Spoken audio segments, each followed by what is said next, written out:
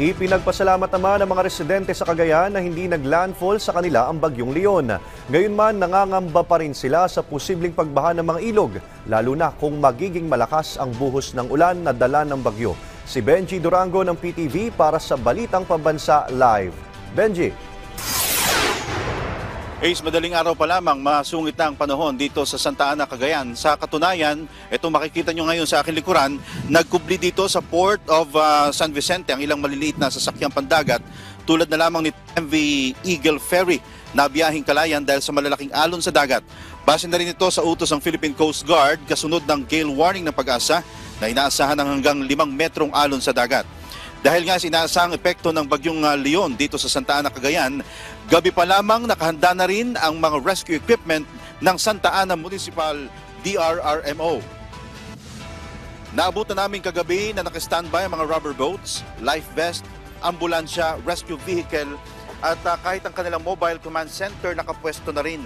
Ang mga maliliit na bangkang pangisda, iniakyat na sa dalampasigan para hindi masira sakaling lumakas ang alon sa dagat dulot ng storm surge. Bagamat hindi maglalandfall ang bagyong Leon dito sa pinakadulong bahagi ng Cagayan, aabuti naman ng outer rain band ang lugar.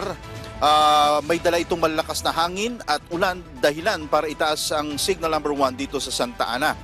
Tatlong malalaking ilog na karugtong ng dagat ang binabantayan ngayon dahil sa posibilidad ng pag-apaw at magdulot ng pagbabaha. Bukod base sa hazard map ng Santa Ana, maraming barangay ang posibleng bahain. Mangyayari ito sakaling magsabay-sabay ang storm surge, high tide at malalakas na buhos ng ulan. Base naman sa DILG Codex, pasok sa critical area ang Batanes at Cagayan. Yan ang makikita niyong kulay pulang area sa mapa na ito. Itinaas ng DILG ang alert level sa mga lugar na ito sa level Charlie o sa pinakamataas na alert level. Asahan na raw ang hangin na hanggang 100 kilometers per hour at intense to torrential rains na maaari ding magdulot ng isa pang disgrasya, ang landslide na sa nalalabing bahagi ng Santa Ana, Cagayan. Sa ngayon ang panahon, pabugso-bugso itong bagsak ng ulan.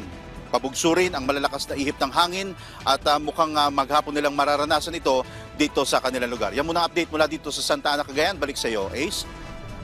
Maraming salamat at ingat kayo dyan, Benji Durango.